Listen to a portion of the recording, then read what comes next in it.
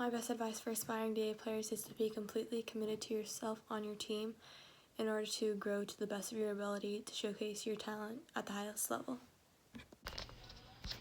Okay, so the best advice I can give to an aspiring DA player is to never give up, to always believe in yourself, and to definitely practice more on your technical aspect of the game, like do more juggling and footwork patterns just to get your footwork right and where it needs to be. And I would also try to reach out to the coach of the team that you want to join and see if you can get out to a practice, and that way you can see if the team is really a fit for you. And I would definitely say just to try your hardest and never give up. The most challenging part about being a member of the DA is finding a way to stand out, and especially to college coaches. This is really difficult at this level because we're playing at the highest level there is of club soccer, and we're surrounded by so many good players and we play against them, and it's really hard to find that one skill that you have that no one else does, or that you do better than anyone else, because really at this level we're all held to the same standard and we all have similar abilities and similar technique and skills, so it's really hard to find your one thing that you excel at and that no one else can surpass you in. And even though this part of being that standout player is really hard, you face the challenge head on, and yeah. My advice for aspiring DA players is to be fully committed and willing to put in the work on your own time.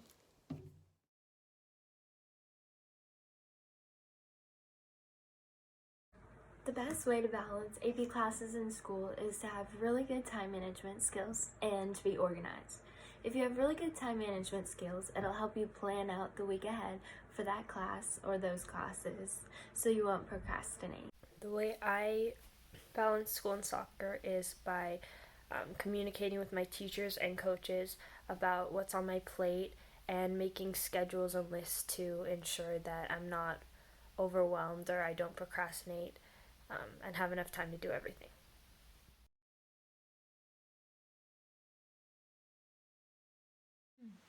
Sports performance training keeps me in shape and keeps you moving.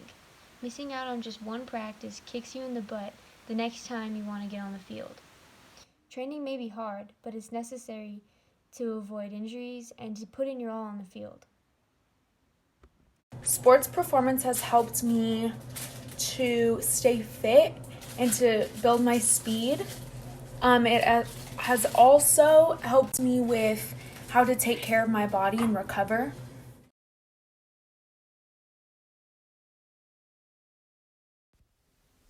The funniest memory I have at a U.S. soccer event happened last year at the Spring Showcase in Colorado, and on our off day as a little team adventure, we visited and got to play at a soccer golf complex, and at one of the holes, of course with my luck, I kicked the ball into the next door lake, and though we retrieved the ball, everyone thought it was super funny, and I did not. Everyone got a good laugh out of it, but it was not the funnest experience for me, but overall I had a really good time, and that is definitely one of the funniest things that's happened on a trip. My funniest memory at a U.S. soccer showcase was when Coach Nick caught Giselle and I buying dessert at the hotel. My favorite DA memory is when we went to Florida and rode bikes on the beach.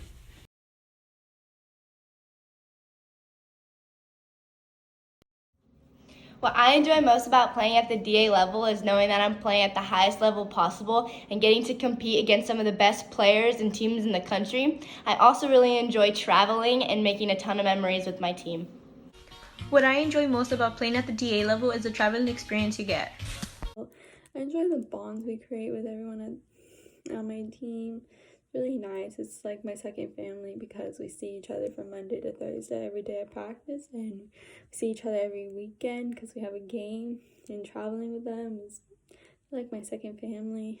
But I enjoy the competition too. It also teaches us for the future that DA prepares us for college, and if we want to go pro, DA is really enjoyable and it's a really good learning experience.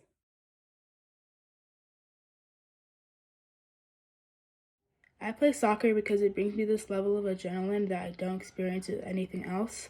And from the years that I've been playing, I've developed this kind of love that I don't have for anything else. And I know that I can always count on it as an outlet from a bad day. And I know that my teammates will always cheer me up and put a smile on my face. And most of the people in my life I've met through soccer. Some of my best friends are some of my teammates. And another bonus would be traveling and creating unforgettable and fun memories with my teammates. I play soccer because of the competition and intensity that it brings, and because of the relationships that I form with my teammates and coaches. I enjoy playing soccer because it makes me happy and it is what I look forward to doing every day. I play soccer because it's the best sport in the world. I mean, it requires creativity, technicality, intelligence, speed, and you can connect with people all over the world, whether you speak different languages, you live in different countries. It's just an amazing sport.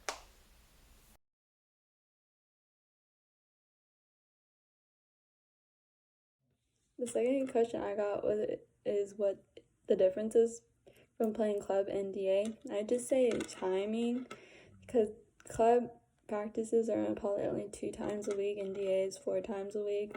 And you also have to manage school and other extracurricular activities. So basically, time management plays a really big part into playing DA and keeping up your grades. Well, I think the biggest difference between club and DA is the level of competition. Okay, so there's definitely a difference between club and DA, but the biggest difference is definitely speed of play, because in club you have a lot longer to make your decision because you're on the ball a lot longer throughout the game. In DA, you don't get the ball as often, so your decisions need to be quick and precise. Also, your DA games could potentially have college recruiters there, so that also puts more pressure that you need to be on top of your game every game, no matter what, because you never know who's watching.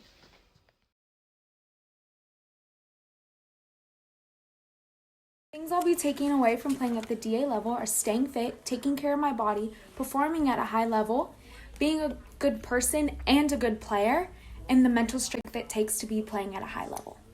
All throughout the age groups, a lot of colleges watch us at showcases. If I knew this before, I would have joined earlier so I could be more exposed with colleges.